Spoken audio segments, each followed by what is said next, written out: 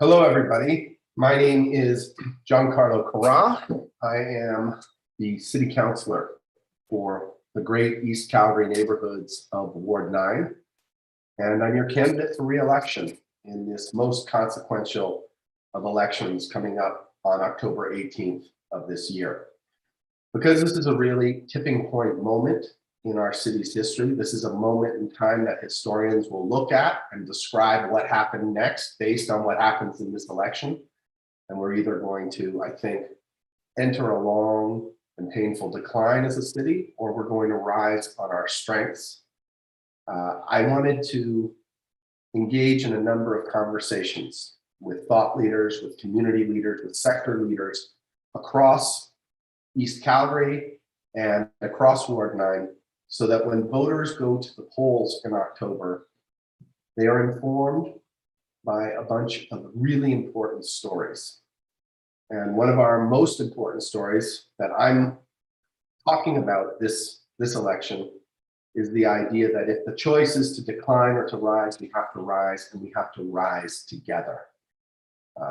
Black Lives Matter exploded into the world in part because we were all cooped up with COVID-19. But it also taught us pretty clearly that we're all in this together, and some of us are not in this together in the same way. Some of our racialized neighbors throughout North America, and particularly in the city of Calgary, do not enjoy the exact relationship with our core institutions that the majority of white people enjoy.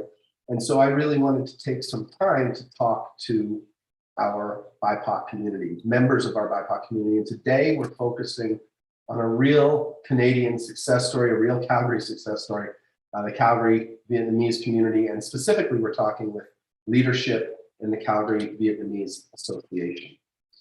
I want to make sure that I start every conversation with a land acknowledgement that we are treaty people. We are inhabitants and settlers of this land, because before Canadians were allowed to settle here, we made treaty with our First Nations. And Treaty 7 that was signed was a treaty between the Canadian government, the Niitsitapi people, the Blackfoot people, the Aye Nakota, the Stoney Nakota people, the Tsuut'ina people, the Métis with their long history on this land. And what we acknowledge today in this age of truth and reconciliation is that agreement to share the land and build community together is a project that started on this land in time immemorial. And today, I hope we're going to continue that. So without further ado, I'm going to today's conversation is going to be a couple of presentations from our esteemed guests, and then we're going to have a bit of a conversation. And so I get the honor of introducing the first of the three amazing people who are joining us today, Anthony Chim. And Anthony's official title within the Calgary Vietnamese Association is Secretary General of the Calgary Vietnamese Canadian Association. He's Executive Director of CVN-TV, which is an amazing media project that brings the Vietnamese community together. And he is also the first Vietnamese principal, first Vietnamese born principal in Canada. And so without further ado, I'm going to hand the mic over to the amazingly capable Anthony Chim and just say thank you for joining us, Anthony. Talk to us about it. Thank you so much. Yeah, thank you so much, Mr. Carra, and hello, everyone. Welcome all of you to this meaningful conversation in this meeting. First of all, I would like to introduce you to Mr. Bui, our president of the Calgary Vietnamese Association. He's attending this meeting as an observer as well. Thank you so much and welcome. All right, so I will talk about the history of our Vietnamese community in Calgary with all the highlights in the past 41 years and all the challenges. And then after that, Dr. Tran, the chairman of the board of directors of the Calgary Vietnamese Association board of directors, will present about the major project, the Freedom to Journey to Freedom Park.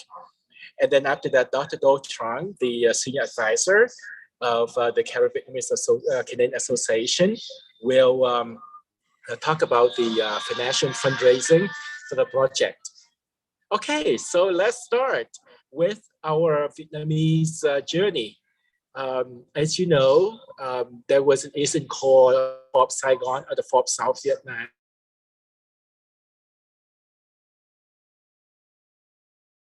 Fled the country to avoid the communist government. After 4 years of that incident, the Calgary Vietnamese community was established in Calgary. And in 1980, especially February of 1980, the Calgary Vietnamese Canadian Association was officially recognized by the government as an association with the mission of helping the newcomers as long as striving for freedom, democracy, and especially for a better Vietnam. Okay, and then we can preserve the culture, the language, and the way of life in Canada among our Vietnamese association members. After that, we have a few more associations in our Vietnamese community. We have the seniors, Calgary Seniors Canadian Association, established in the late 80s, along with the St. Vincent Parish community in the late 80s as well, along with the Mennonite Church. And after that, we have the establishment of the largest Vietnamese Buddhist pagoda in Calgary, located at the corner of 17th Avenue, 30th Street. We call it Pat Nha Pagoda. And then we were so proud to have the establishment of the Vietnamese language school, in Calgary. And then we have the Calgary Vietnamese Encouragement Foundation, did like the scholarship program for the Vietnamese students in Calgary, established in 1992. And then we have the Khao Daism, another religion in Vietnam, established in 2005. Talking about media, we have the CVN TV, which stands for the Calgary Vietnamese Television, established in 1991. And it got interrupted in 2002 and then re-established in 2014 until now. We also have the Red FM 106.7 radio, established in 2015. And then we have the Thời Báo magazine, established in 2010.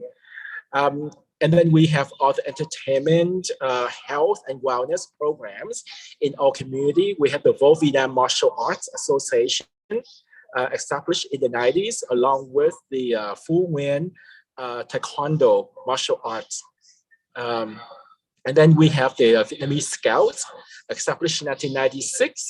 And after that, we have the Calgary Vietnamese Association. And then also we have the certain entertainment and culture groups like the soccer team, the golf team, the Golden Age Club, and then especially the guitar music club, led by Dr. Chan as well. That's wonderful. Of course, we have a lot more associations, but those I just mentioned are the ones that have been very active and contributed to our Vietnamese community the past 41 years. Now, for the annual activities, we have the big one called like Third Festival, celebrating the Vietnamese Lunar New Year. This event was hugely attended. A few already, Mr. Carra, that was a wonderful event to connect people together. And after that, I go by the Canada of the Year, okay? After that, we have the memorial of the Hoang Sa battle, in which the South Vietnam battled with the Chinese over the Hoang Sa island. Yeah. And then after that, we have the Hong King Memorial. The king or the emperor, the Hong Emperor, was the first emperor of Vietnam. So we just pay tributes to our root through that ceremony. And then we have the memorial of the fall of Saigon of Vietnam on April 30th, or we call it Black April, to commemorate the fall of Saigon and to remind us of the values of democracy and freedom, which we're always striving for, and why we fled the country to have that elsewhere. And then we have the Republic of Vietnam's Armed Forces Day on June the 19th. And then we also raise funds for the former veterans of the Republic of Vietnam Armed Forces. Many of them are living such a poor life in Vietnam right now. So we did lots of fundraising for that. Of course, Canada Day. Hey, we did lots of charity work for that. We give out charity food to less fortunate people. We get together. I think 4 years ago, we also participated in the Kerry Stampede parade as well. Yeah, we would love to do that again in the following years. Also, we continue to have the summer camp, picnic, group birthday. Many other associations, especially the seniors group, have the tour bus to different locations in Calgary and cross the border to Yoho National Park. And after that, in September, we have mid-fall, mid-autumn festival. We call Trung Thu, where we have the moon cake and the lanterns, everything for the kids. And then Christmas time, this is a huge occasion in our Vietnamese community. Regardless of what religions you have, we all celebrate this special occasion. Yeah, we have concerts, we have gift exchange, we have group tours and so on. And finally, we end up with the New Year's Eve countdown in our Vietnamese community to welcome a new year. So those are the typical activities in our community, and of course, lots of fundraisings taking place for different projects for the church, for the pagoda, for the associations, and so on. Now, we are really proud to have two major projects that we're looking for. The first one, as you know, which is the Journey to Freedom Park and the monument for the boat people. And we're looking for the future Calgary Vietnamese Canadian Association headquarters as well. We're quite happy with what we have right now, but because we don't have the elevator, and it's quite difficult and challenging for the senior members to get up to the second level.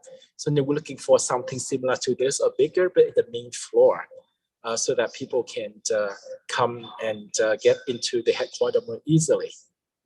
Yeah, so that's it for my part. I'm really proud of what we have done. And the challenges, of course, we have two challenges. Number one is the financial. It's ongoing. We cannot do anything without financial support for any of our major projects. So we're looking for your support for the government, matching fund, whatever they have done. Of course, they can do more. The second challenge is how to get the second and third generation of Vietnamese get more involved in our Vietnamese community activities. Of course, we're really proud that many youth get involved here and there, but we could do more with the second and third generations. So that's it. Now I would like to introduce with great honor, Dr. Tran, the chairman of our board of directors of the Calgary Vietnamese Canadian Association, and also the current principal of the Vietnamese language school as well. He will talk about the Journey to Freedom project. So ladies and gentlemen, please welcome Dr. Tran. Thank you very much, Anthony Jim. I'm very honored to be here today to talk about something related to our project. But first of all, allow me to share some screen with you. And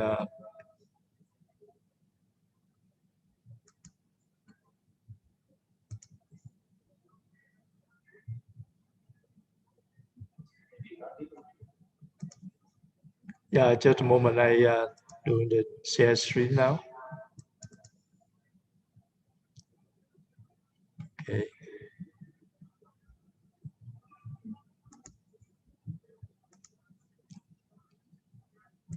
Can you see my screen?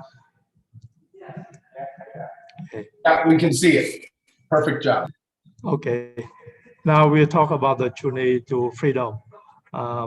Recently, you just hear Anthony describe how our community doing in Calgary.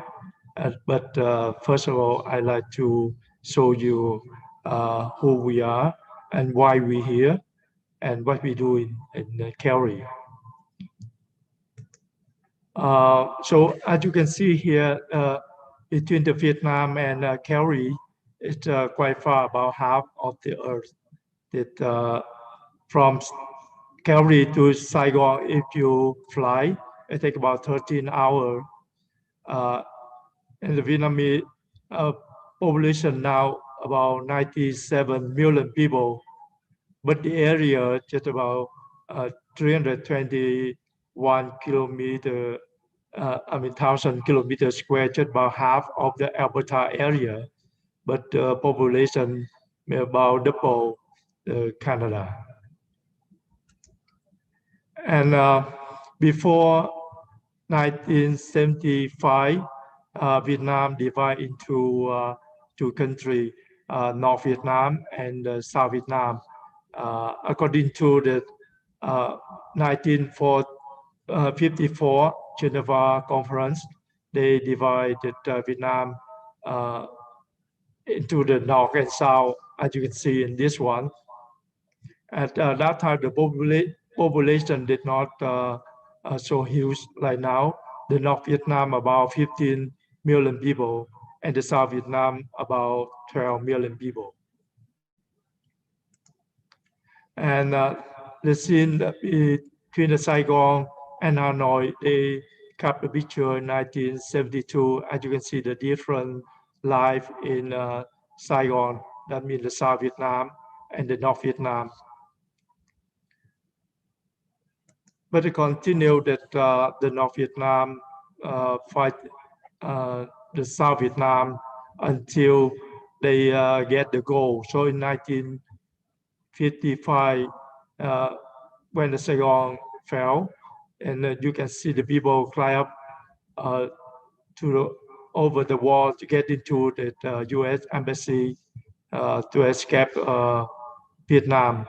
Most people here, they normally they work for the South Vietnam. They had to escape it to avoid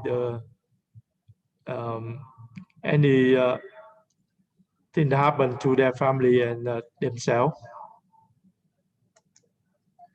Those people cannot escape during that date. So as you get on the left-hand side, you can see that the South Vietnam soldier, after 1975, they had to line up in this one to get into the re-education camp, as you can see on the right-hand side. And people, when they get into here, they had to study with the new law, the new regulation under the new regime.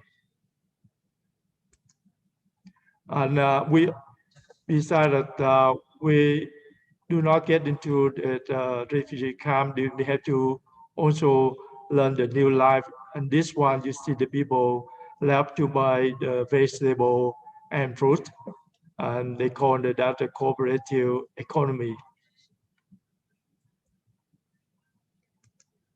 And also you can see that on the new year, people line up to buy bánh chưng, or we can call it a sweet rice cake for the New Year's. So that's not like freedom. Before 75, the people can buy anything they want. They can cook anything they want. But now after 75, you have to follow the new regulation of the new government. So we had to live in that situation so that a lot of people try to escape. They can escape by foot to Cambodia, and from Cambodia go to Thailand, and or they escape by the boat. They can go to Hong Kong. You see that this is Korea and Japan, and most people go to the south. I mean, they go to Thailand, Malaysia, Philippines.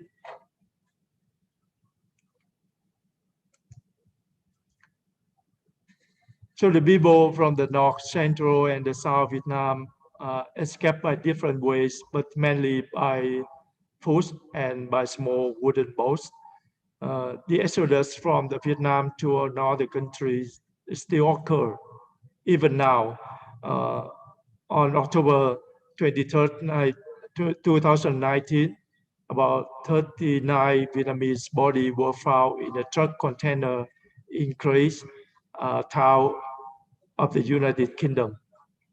And most of us come to Calgary between 1979 and 1990 from refugee camp in Asian countries such as Indonesia, Hong Kong, Malaysia, Philippines, Singapore, Thailand, and majority of Vietnamese residing in Northeast and Southeast area.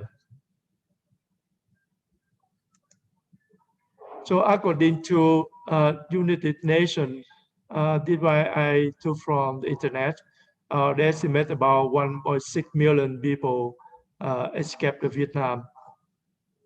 And about 400,000 the boat people die at sea from exposure by the sea, starvation, or illness.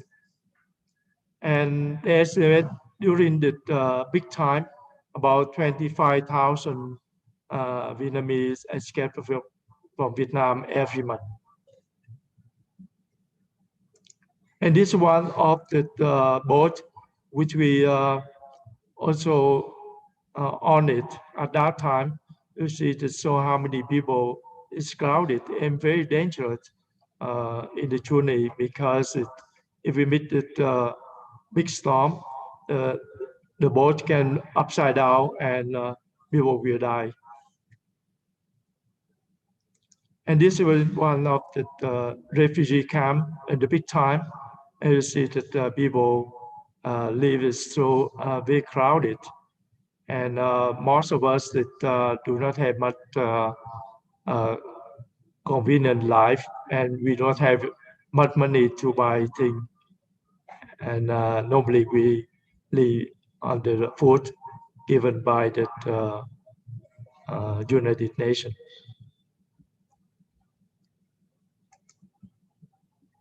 And some people, if they die on the island or refugee camp, you can see in here, it's a small stone or a small piece of cement that their grave. And you can see they pile up around the church, and they will live here forever, because many people do not have any relative come back to visit them.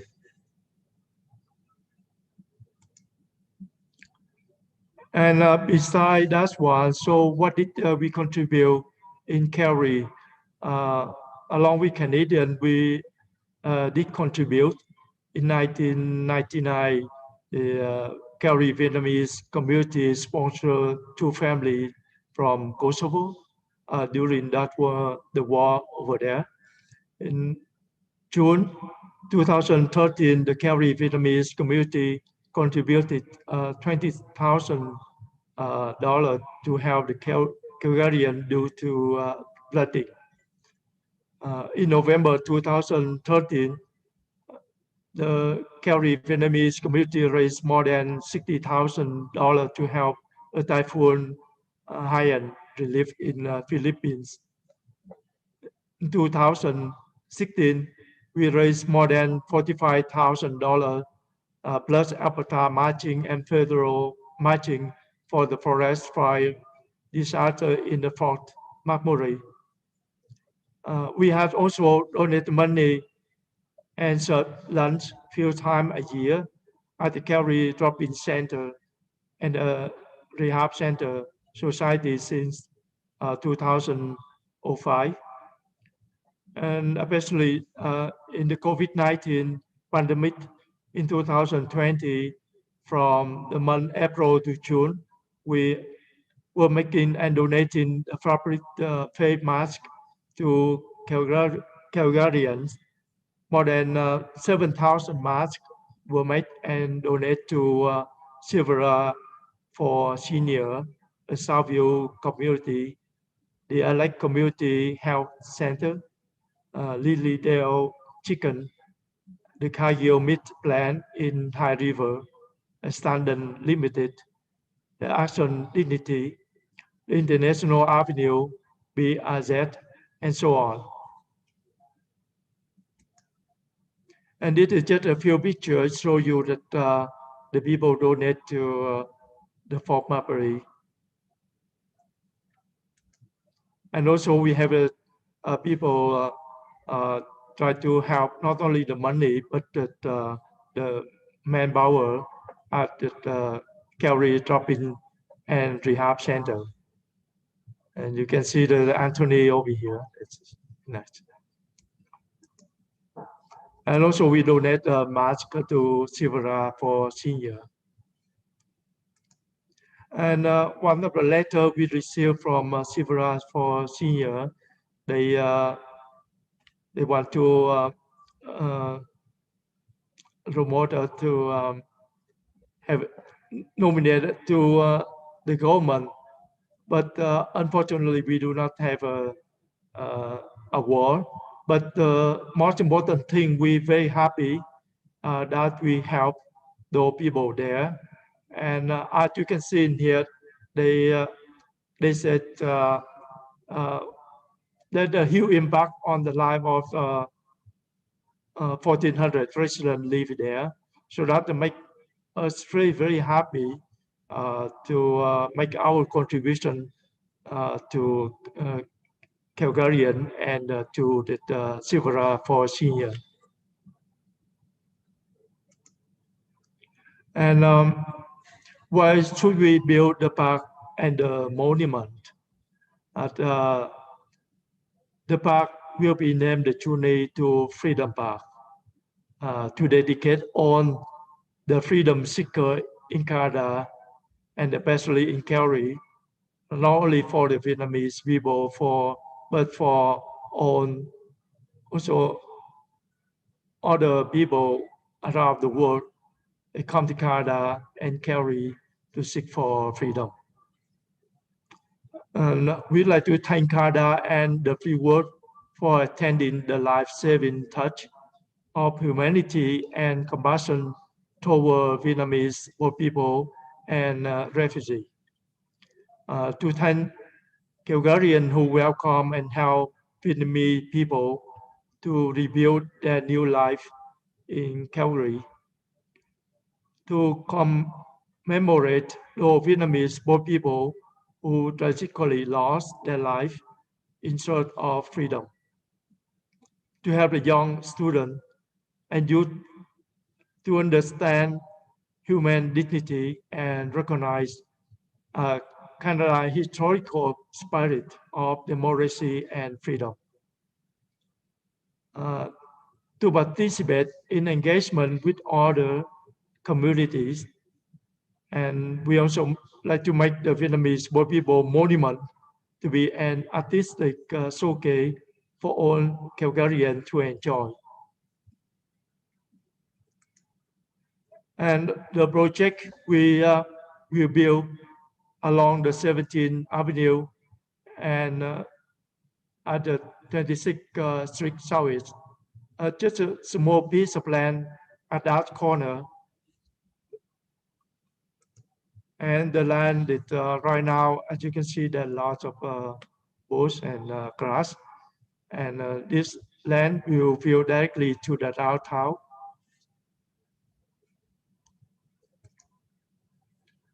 And this is the park in the future. It look like, if you look from the top, they have a shape like a boat. And we all have a three flag in here, the South Vietnamese heritage flag, and Canadian flag, and the Treaty 7 flag.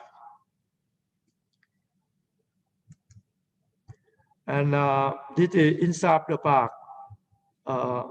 As you can see, that we have a different wall in here, the memorial wall, and also the donor wall. That means that the people contribute the money. We will encourage their name on the wall in the park. Also, where the people can come here to sit or enjoy reading the book or something, and also view the downtown. And this is the monument on the left-hand side. That the monument in the future, and you will see that it will locate in the park. And on April 30, 2021, we did the groundbreaking ceremony on the park.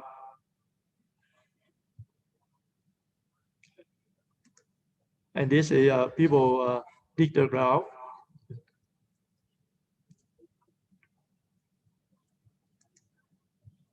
And thank you, all of you, and thank you, Carra. Thank you, Calgarian, for listening my presentation. That was an amazing presentation. Thank you so much. And next one, I'd like to introduce Dr. Do Chung. We talk about the budget of the park and the Vietnamese Boat People Monument Project. Thank you, Dr. David Tran. Thank you, Anthony. Thanks, Mr. Carra, give me the chance to speak today. I and my wife is treasurer of the project, and so I would report all the donation and up to the end of July. Totally, we received the donation to the end of July is 538,000 to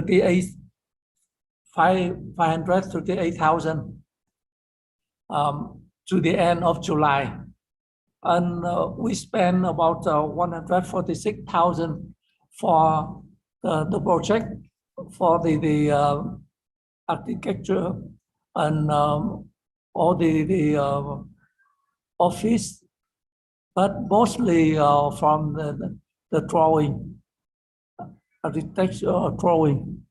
And the project totally cost about the budget is 1,250,000.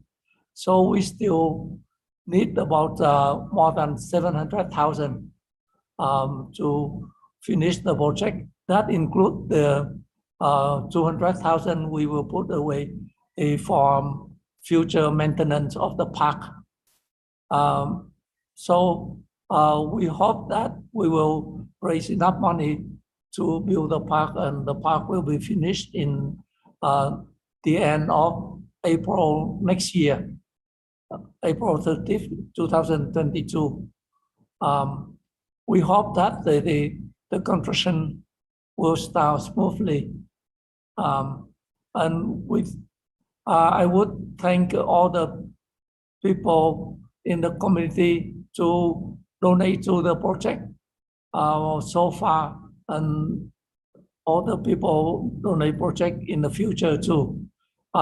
We received the donation not only from Kerry, but from all around Canada and US too, and some from Europe. They send money to us.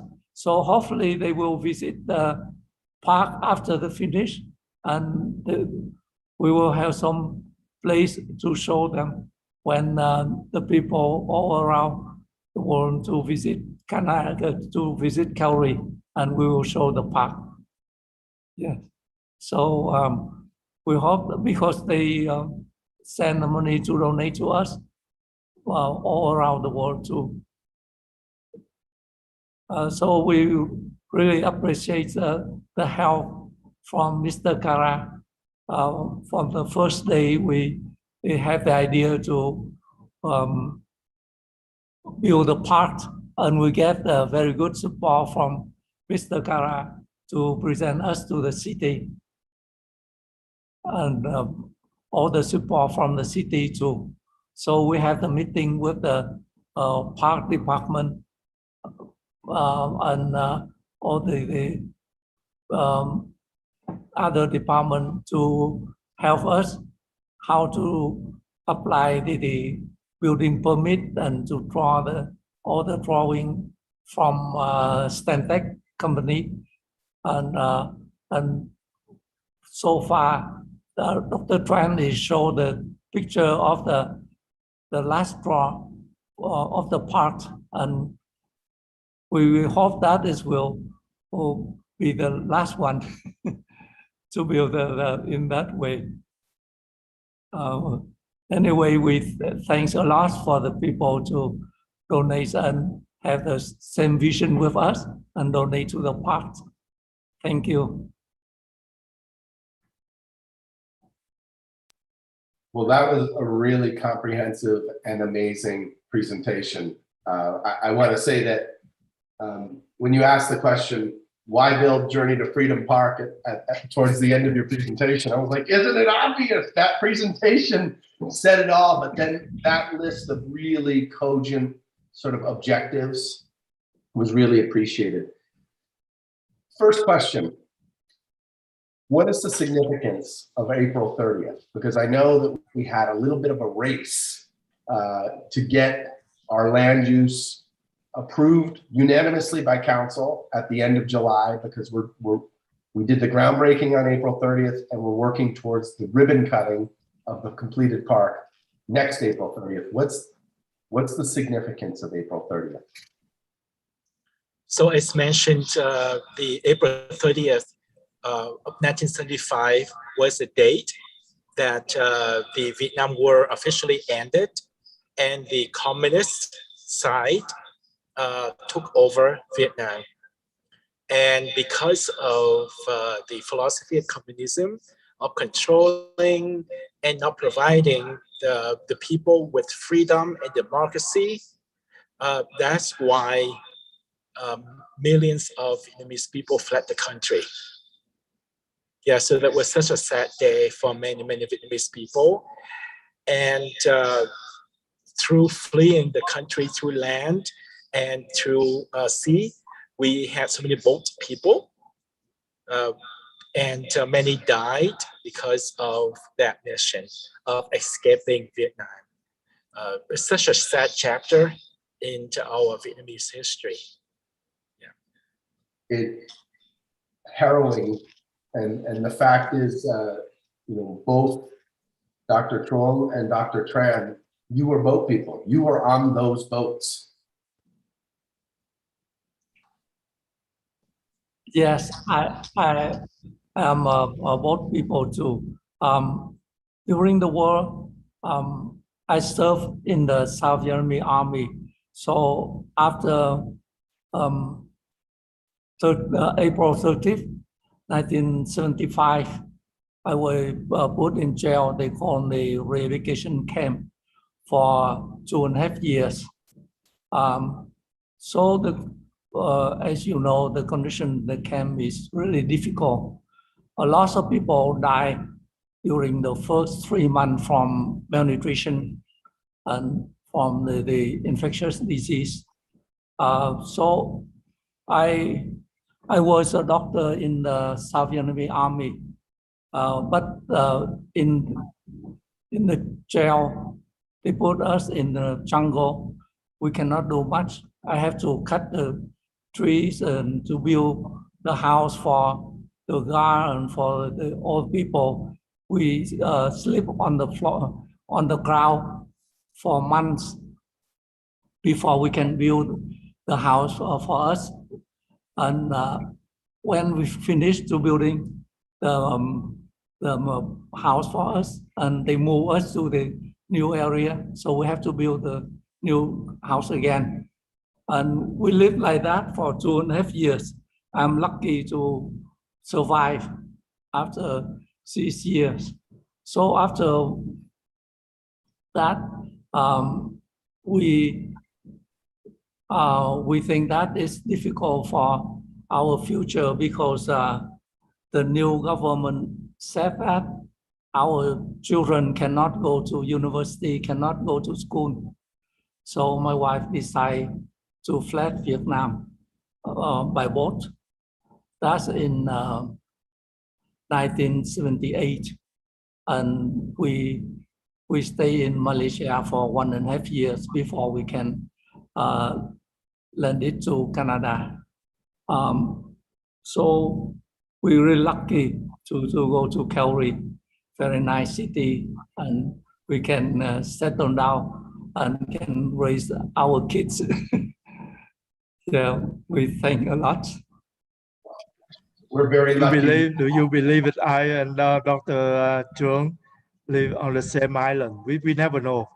We never know until we met in Calgary, and then we have a chat and asked him where he lived in a refugee camp before. He said in Malaysia and Pulau Tangga, the same island which I live before, over there too.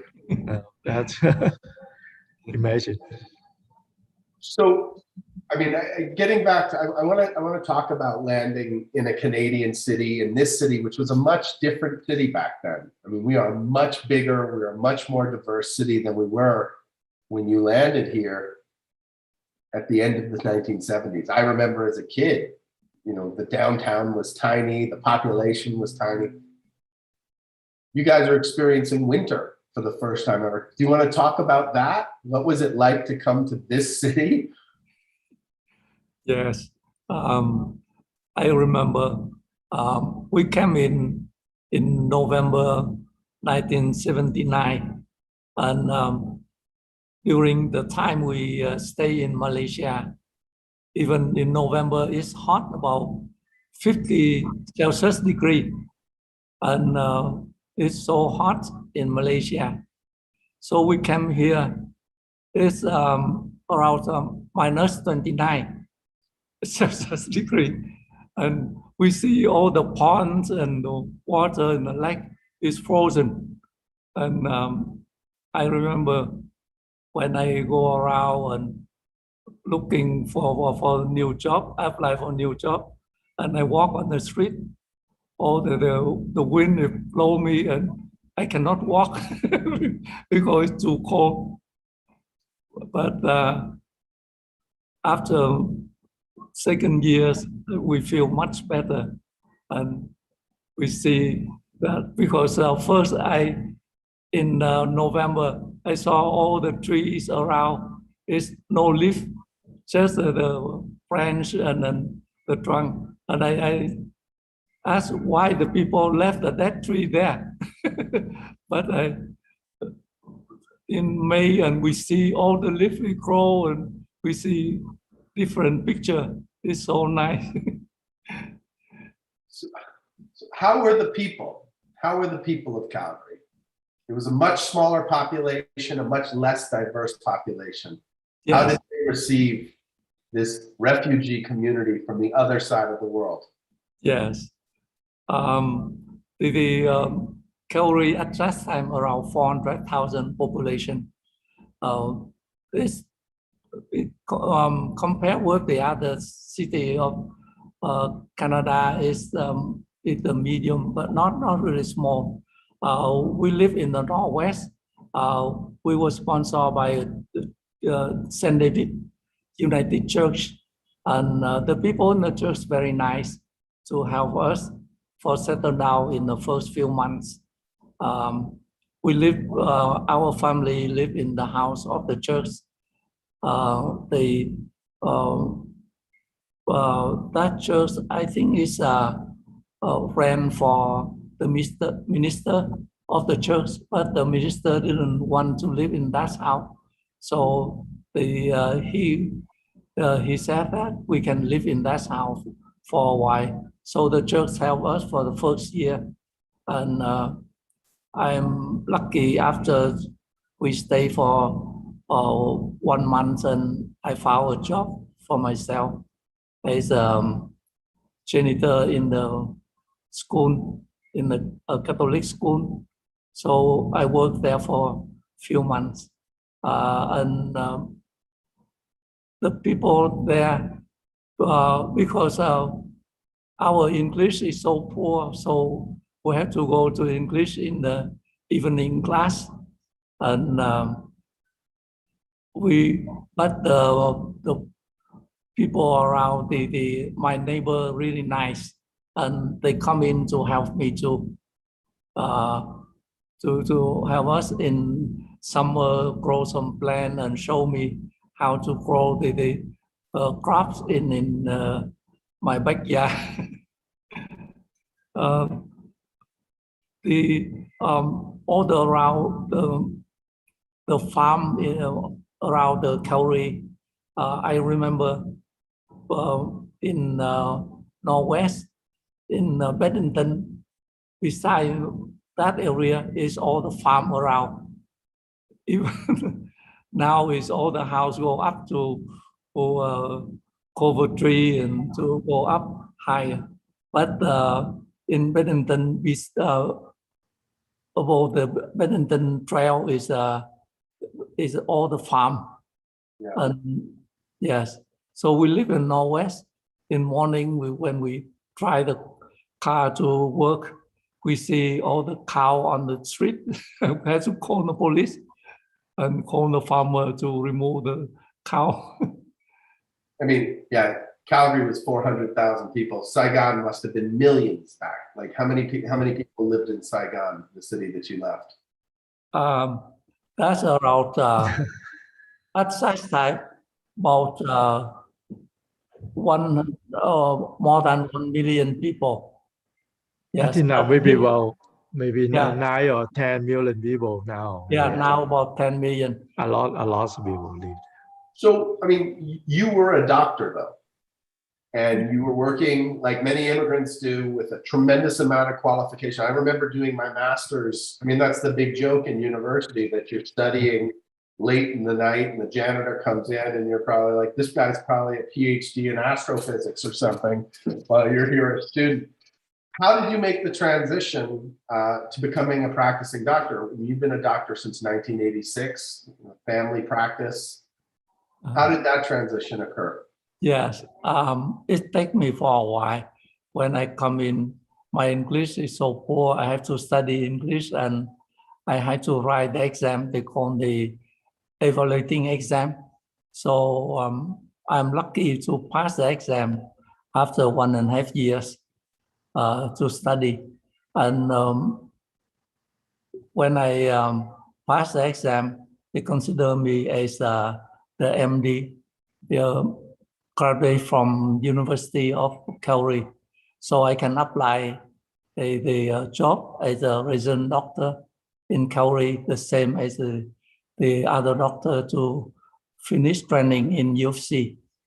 So I have to work as a resident doctor in Calgary General Hospital for 2 years to get the license. And during that time, I'm as a resident of the Calgary General Hospital and Peter Lockheed. Now Calgary General Hospital was tear down and we cannot see anymore. I'm broadcasting from right next to the old General Hospital right here in Bridgeland. So a big park now, but Yeah, it's taken a long time to recover. How about you, David? You know, you studied at the University of Calgary, you got a degree in mechanical engineering, a PhD in chemical and petroleum engineering. You've been right here at the heart of our of Calgary's success as an energy center. Yeah. How was that transition for you? When I come to Canada, I'm not come directly to Calgary, but I come to a small town in Ontario. Uh, they call Planum, and it's sponsored by the church, Red Presbyterian Church over there. And I lived there for 3 months, and then I, I had to find my future. That's the reason why I had to move to Kerry, bigger town. Even though I do not know anybody here, I just follow our friends because he also want to move to Kerry too. Uh, that's a big shock to me when they come to Kerry because it 60 at that time that is a booming time, so that it's not easy to find a place to live. We just stuck uh, at the Calgary Tower. I do not know where I should go at that night. So I got another friend, took me to Linden, about 150 kilometers away from Calgary. So we lived there for 2 weeks before uh, another friend fireplace in Calgary so I can move back to Calgary. And after that, I tried to look for a job. So my first job was just at the warehouse. I remember that at that time they called it revel stock, and then later they changed to Rona. Now I think that become to Low. And I worked there for a year, and then after that I decided to go to school, and I start to learn English because you know that by the time we escape to Vietnam, we do not know which country we should go, so we never prepare what language we should learn. Maybe we go to the English country or French country or Dutch country, whatever country, we do not know what language you should prepare before you go.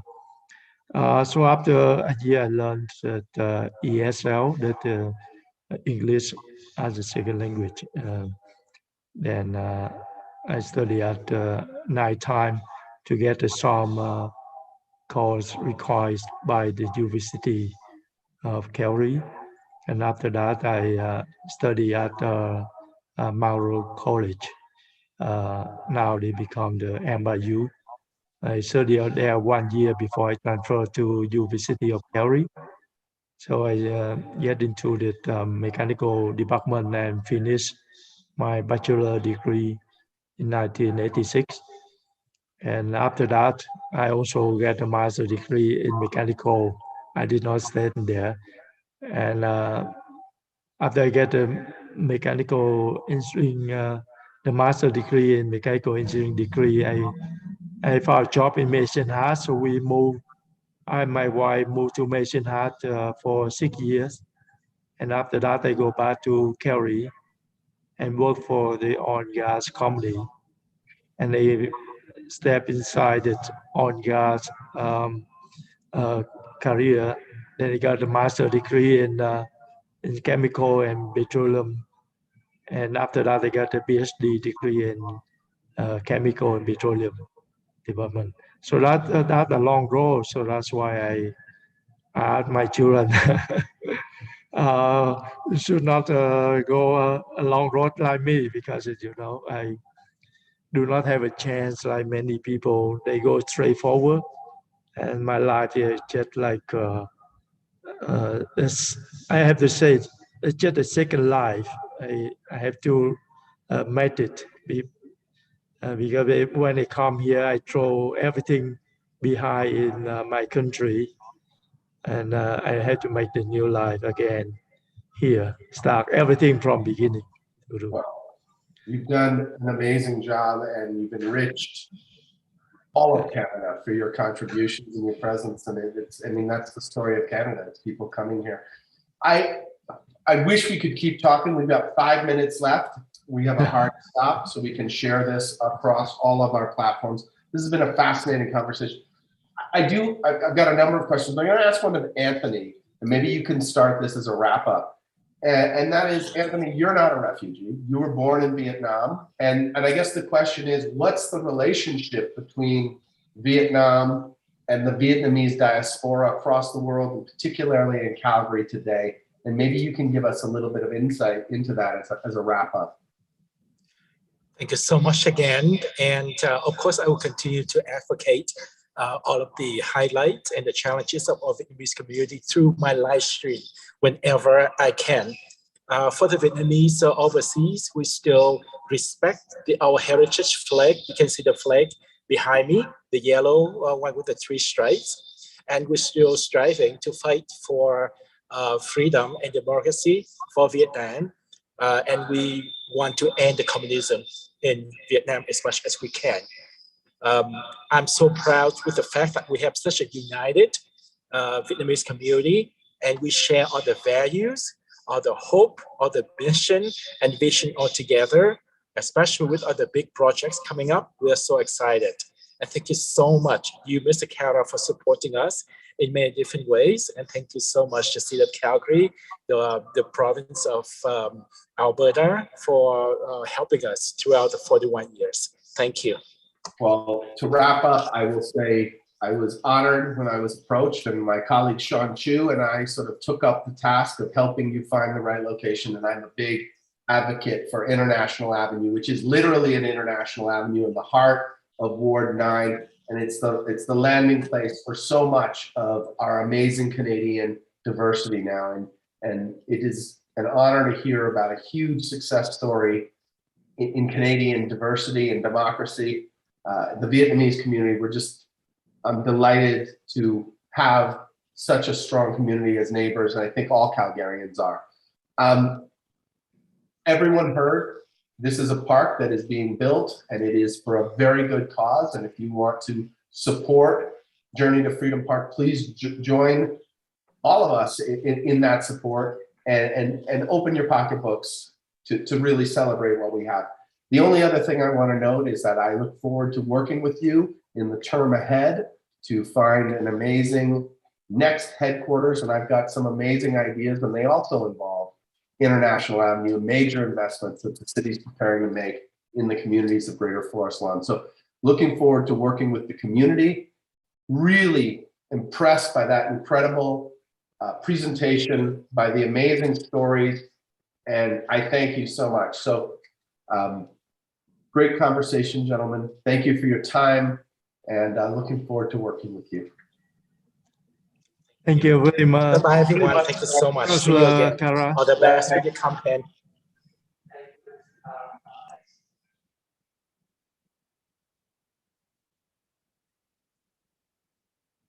Okay, man, leave me.